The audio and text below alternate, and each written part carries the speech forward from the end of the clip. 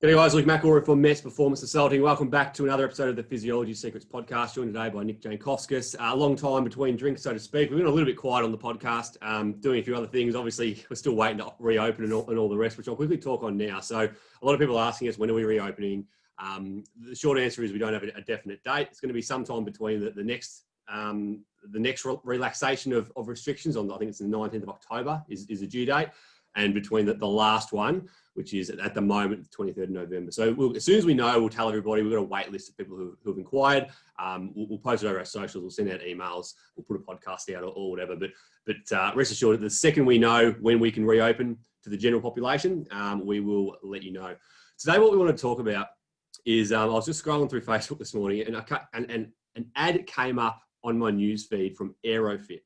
And AeroFit basically, as a quick overview, it's a little device that you put in your mouth, and it's inspiratory muscle training. So it's basically restricting the air that you can breathe in. So it's harder to breathe the air in, which is going to strengthen your breathing muscles, and theoretically it's going to improve performance. Now, we're going to talk about the potential aerobic benefits in a sec, but I want to talk specifically about this ad. And we might be able to, I'm sure Nicky can probably edit it so we can put the photo. I've got a screenshot on my phone. We'll put chuck it up over the top, but for those who are watching it. But it was basically saying, so it's got a picture of a national champion track cyclist, and it says, after 3 weeks of using AeroFit, I increased my top speed from 60 to 67 kilometers per hour. And so Nick will put it up. I've got it on my phone just there, but pretty bold claim, 60 to 67 kilometers per hour. And because we're talking about max speed or top speed, we're really talking about an anaerobic adaptation. So they're saying that if we can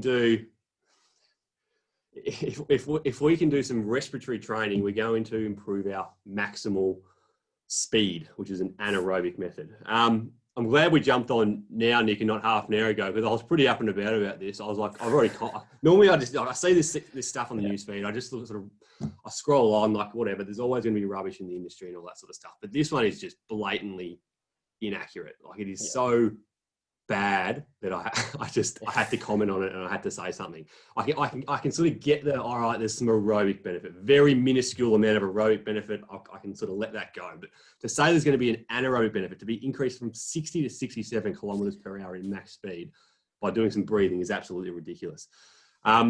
In 3 weeks as well, like a 7K an hour jump in your top speed in 3 weeks would be a significant change regardless of what you did anyway. So that's already the trigger for me. Was like it's quite a big change. But in terms of the anaerobic side of things, and I think I just jumped in on top of you there, but like at the end of the day, we're in an event or in a situation where anaerobic fundamentally means without oxygen. So realistically, this athlete potentially, depending on what gear ratio they've got in, if they're a track cyclist and how well they can get out of the blocks, like potentially they're going to be able to hold their breath and perform that maximal sprint with zero breathing at all. Then obviously you're going to have to breathe in the recovery phase. But if the actual performance isn't requiring oxygen, then it is a bit of a sort of strange thing to claim there could be a benefit from an anaerobic perspective by doing something that would have more alignment with an aerobic event. Was the major thing that stood out for me. Yeah, and look, I've got no doubt that this cyclist got from 60 to 67 in 3 weeks, but it wasn't because of breathing. And I had a look on the ad, and it was they had a 1 minute video, and it explained how she broke her collarbone, recently, and then she claimed that AeroFit helped speed up her recovery. And then it showed her in the gym and back on the bike and all the rest. So really what's happened is clearly she's broken her collarbone. She's detrained. She's stopped training. She's had a reversal of adaptation. And then all of a sudden, do 3 weeks of doing some strength training again and getting on the bike. And she's improved from 60 to 67 max speed, which is probably 67 is probably what she was doing, if maybe a little bit slower, but that's what she was doing at her max when she was fit. So to try to use this as a link to increase, improved breathing muscles is going to improve your max speed is misleading at best and a blatant lie, at worst. It's also that what gets me is they use speed, right? Like speed isn't even an output measure. Like you can increase your speed by getting lighter, more aerodynamic, changing your clothing, whatever. helmets. having longer to get up to max speed. Like I could get faster in, you know, a 300-meter sprint than I could a 100-meter sprint because I've got more time to get up to speed. Yeah. I'd be interested to see what it said if it was a power output measure. It still probably would increase, not because of breathing, just because I'm back into training and getting neuromuscular benefits. But the typical example I'll give you is if you either detrain or you stop training and then you start training again, is you're going to get a significant improvement. Look at the 2,000 watt challenge I did, 2 years ago, whatever, a year and a half ago. Took a bunch of time off and came back and smashed it. Yeah, we went from 1,230 watts to 1,941, so 55% increase in 10 weeks. It wasn't, I guarantee I wasn't breathing any differently. Nothing to do with my breathing. It was, hey, I didn't do strength training, and then I did do strength training. I got the neuromuscular benefits. My brain learned how to switch on my muscle fibers. They learned how to switch them on in a coordinated manner at a really high rate. And I experienced muscle hypertrophy, which increases your max power output potential. So the neuromuscular adaptations linked with the actual physiological increase in size of fast twitch fibers is what produce more power and therefore would also increase more speed under the same conditions. So it's just a little bit ridiculous. And we were just talking before we started recording, Nick, like if you're talking about doing like a maximal effort, whether that's weightlifting, like a clean and jerk or something like that, or even like a 100-meter sprint, running 50-meter sprint, how would you actually use your breathing to improve performance? Because there are ways you do it, but the primary way, and I always explain this to people in terms of like, what is your, like, what's the natural instinct you go to? Like, if you really think about a 100-meter sprint, go and run it, and then really think about what you did, you then start to realize that in the first 30 to 40 meters, you're not actually breathing because you're just worried about trying to move your arms and legs as fast as you can. Same on the bike. Any of those really short events, you don't have, when I say you don't have time to think about breathing, you don't, because you're trying to move everything as quickly as possible. Things like weightlifting, they always teach in Olympic lifting, but then also good form is to brace through your abdominal by creating that intra-abdominal pressure by essentially holding your breath and regulating your breath so that you can lift more weight. You watch an Olympic weightlift, that's why a handful of them pass out, is when they hold their breath and they've got almost too much pressure and they don't release it in time because they're too slow to lift the weight. You end up with a bad scenario, but that allows them to then put 150, 200 kilos over their head at a body weight of, like, they might only be 100 kilos themselves or 110 kilos themselves, and they can put double their weight over their head. So that's how we can use our breath and use that side of it to an advantage in a performance aspect in an anaerobic event. But like you said, there's so many other potential factors that could have also been going on other than necessarily an improvement somewhere in performance. It's all these things, like I sort of mentioned before offline. It's like you go up to, we've seen like Mexico City Olympics, you go up and do this sprint at a high altitude velodrome where you got less air resistance. Speed's probably going to go up. That's not going to require any additional ability to breathe. They're going to be bracing, holding their breath so they can produce the most force and leverage off that stable position in terms of their torso, and then just punch out as much power as they can. And then eventually you're going to have to start to breathe. And that's where coming back to that 100-meter example I used before, that breaking point really in 100 meters where you start to feel like you have to breathe hard is probably about 50, 60 meters in, is where you start to feel like you have to breathe because the body's now going, I have to catch up now and have to get the oxygen in to repay that deficit that we've just been through to increase the workload so much. Yeah, it's not news that if you're doing a maximal effort, such as weightlifting or whatever, you want to increase your intra-abdominal pressure. You hold your breath so that you build up all this pressure, so that you have a more stable platform, so you can produce more force. It's just like in a clean and jerk, you're gonna hold your breath to lift it up to your shoulders, then you'll take a few breaths because you're a bit tired, and then you'll hold your breath again in the next maximal effort phase. And that's why weightlifters would wear something like what do they call them, like a weight belt or whatever, to keep all the pressure in. So, and as you said, like you're talking about speed, maybe I'm simplifying because I'm going off the top of my head here, but you're looking at the power output you're producing, which is going to be neuromuscular factors, your fast twitch fiber hypertrophy, maybe a little bit of fuel stores, which is all to do with it, and probably intra-abdominal pressure, so holding your breath. So nothing to do with oxygen there, purely anaerobic adaptations, and combine that with things like, as you said, any external resistance. So you've got mass, your own mass, the mass of your bike, you've got rolling resistance of your wheels, you've got air resistance, and then you've obviously got whatever you're wearing, like your skin suit, aerodynamics. So, it's pretty easy to fake a higher speed score. Particularly, if you go outside, it'd be easy. You could go tailwind. Obviously, Yep. indoor velodrome they're talking about. But point is, the claim that anything to do with your respiratory system is going to improve anaerobic performance, it just can't be true. Like, you do not need oxygen for maximal speed. It is an anaerobic adaptation. So is there anything that you want to add to that, or can we move on to the aerobic stuff? No, I think it's pretty much it. It's anaerobic, like I said at the beginning, anaerobic fundamentally means without oxygen. So in what possible scenario does it even sound like a logical idea to try to improve our ability to take in, whatever you want to call it, oxygen, when we don't need it for that performance? So in summary of the anaerobic claims that were made through Aerofit, I've got no doubt that this athlete did improve from 60 to 67 kilometers per hour in 3 weeks, but it wasn't due to the breathing. It was due to neuromuscular factors, getting back in the gym, so on and so forth. So I think it's I think it's dangerous. I think it's unethical for these companies to be claiming things like that, which are totally inaccurate. So I've got to say a big middle finger for that. Anaerobic adaptations for Aerofit. I'm happy for you to jump on and talk it through with me and show me some evidence. I'm more than happy to take your call, but it's rubbish. It really is rubbish for anaerobic adaptations. On the aerobic side, all right, I don't want to just completely throw bash them for everything.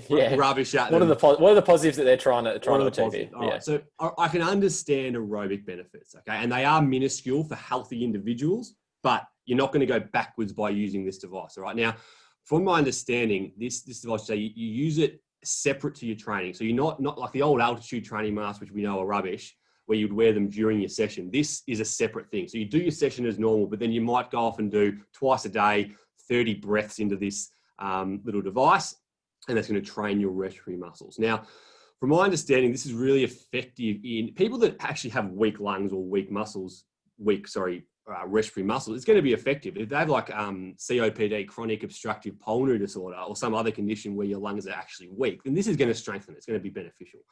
For the healthy population who, breathing's very rarely in endurance athletes, at least ones that we work with, very rarely is breathing the issue. It's not going to make you go backwards, but it's not going to give you 5% benefit. Don't go and think that you're going to go improve 5%, because even if hypothetically we did the breathing training and we improved our max ventilation by, let's even go on the high side. Let's say it's 5% and we improved it by, I doubt it, but 5%, and our tidal volume was higher, and we could breathe in and out faster so we can get more air in a minute. Even if these things happened, it's only one piece of the pie. And I think we did a podcast not that long ago talking about ergogenic aids and how everything works together. You need the respiratory, the cardiovascular, and the muscular to work together. Otherwise, nothing's going to happen. So even if you could take in more air a little bit faster, 5% better, for example, doesn't mean you're going to be able to diffuse that oxygen from the lungs to the bloodstream. And your bloodstream's not going to have more hemoglobin to carry the oxygen. And then your heart's not going to be bigger so that it can pump more blood per beat and per minute. And your muscles aren't going to have more capillaries to diffuse oxygen into them. And you're not going to have more myoglobin to carry the oxygen to the mitochondria, and you won't have more mitochondria to get aerobic energy. So even if we got this very small change for a healthy individual, we're not talking significance in performance. We're talking, at best, I'm throwing a number out here, it's not backed by science, but jump in if you want. I'm thinking at best 1%, but that would be a stretch. Yeah, it'd be a very minimal change for the like we said, for someone who genuinely needs some development of their respiratory muscles because of some sort of inhibition, some sort of chronic disorder. Even like the other case I think of is like someone who's been in like a severe car crash and had significant trauma that they have to recover from. Those types of situations are the different cases. We're not necessarily talking about those from a performance aspect. We're talking about healthy athlete, reasonably high performing. They've already got a pretty good ability to be able to take in air. It's just then a case of like, how much does it actually make a difference? 1% maybe, but even then for a lot of top end athletes particularly, and this is where I sort of struggle with some of these devices when top end athletes and elite athletes are seemingly using them, is most of the time it's not even a 1% in performance. It's a maybe 1% for everything that they do. Like their gym session or their one piece of nutritional advice that they're going to take it might give you 1%. I think that's what we lose in the industry is like, it's like, oh, it'll give us a 1% gain by doing all these little things, and like all the recovery methods and all these different ergogenic aids we can go through. It's like, it's not necessarily even a guaranteed 1%. So that's kind of, I guess, the scale that we're working with. It's like, okay, for one person, it may give you a little bit of benefit, but the other person, it just may not work at all. I don't think it's something like, I don't know if we want to talk about costing and things like that. For the average athlete, I don't think it's something necessarily worth spending too much time or money on. Is there potentially a benefit? Yes. And we can somewhat see the logic where they're going with the aerobic side of things, and like, I guess the thought process behind it. But from a practical, like, and I mean, if anyone's followed any of our stuff, we've always been, what's our best bang for buck for athletes? What is going to give us the simplest method to give us the best return on your time investment, which is your training? And that's fundamentally like the basics. Like, you go and do the basics well, in terms of whether it's stuff in the gym and doing strength training, whether it's going out and doing VO2 intervals, the basics of threshold. That's why they've been so successful for so many athletes, is because they go and do the simple things really well. And if one of them uses this 1%, maybe 1%, they do get a bit of a gain. Cool. But then we also can't underestimate, something I like to sort of think about with this, is you can't underestimate the placebo benefit of something like that too. Like the belief effect research is super strong to be like, you could, if as long as someone has a strong enough belief that it's going to work, and in this case, an athlete who's had a collarbone injury has to recover and get back to performance, if they, in their mind, if they believe that this respiratory breathing device is going to help them and they're so set on it, they're probably going to improve just out of a placebo effect rather than actually necessarily using the device. So that's also where you kind of go, is it actually a genuine gain from doing it, or is it a psychological change that they've just so strongly thought it's going to work, so it does work? There's a lot of things that could happen. And so I had a quick look at some of their research, and it was like, 11-week program, and they did it for 11 weeks. And both groups improved in time trial performance, but the one using the AeroFit improved more. But then it had no information about their actual training program, what they were doing for that 11 weeks. And it was only 14 people, so 7 and 7. As you know, small samples. Yeah, I've seen a few of your LinkedIn posts lately about research, and there's so many things that can go wrong in a research study, and there's always that bias as well. Just quickly back to costing. I know we weren't really going to mention it too much, but I think it is worth mentioning. Like this, we're looking at, like, just for the device, it's like $429 US, which I don't know, what's that? Probably $550, $600 Australian, and it's a new Garmin. Yeah, a new Garmin, and I just came to my head there. Like that might get you a 1%. If you're lucky, it might get you 1%. We sell our subscription for less than that for 12 months, and we guarantee you'll get more than 1% over 12 months than that. And that wasn't a sales pitch by any means. But my point being is, in an expensive sport such as triathlon, cycling, running, whatever, that's a lot of money for a 1% maybe gain versus just, for most people, go and get a better training program, or go to the gym, or get some better advice, whatever it is. There's lots of things that you can do to guarantee more improvement. I think we can wrap it up there. So I think, in summary of today, I don't often jump on to call out companies or brands or whatever, but I wanted to make it very clear that any anaerobic benefit for something to do with breathing is rubbish. It really is rubbish. If you want to improve your max speed or your max power output, go to the gym, get on the bike and do maximal efforts. Nothing to do with breathing. On the aerobic side, as Nick said before, if you've got something wrong, you've got weak muscles, weak inspiratory muscles, such as COPD or something like that, then this is absolutely going to be good for that. Costly, but very, very good for that. And then when you're talking healthy people that don't have a deficit in strength, and very rarely do I find that somebody's breathing muscles get fatigued before their legs do. Then look, it's not going to be detrimental to performance if you just do it, as prescribed, separate from your current training. It's not going to be bad, but for the cost of whatever it is, you make the call on whether that's beneficial to you or not. Anything to add before we wrap up? I think that's pretty much it. All good. All right, that'll do it for today. So we'll touch base the second we know when we're reopening. Hopefully you found today useful, a little bit different, and we'll speak to you in the next one. Bye for now.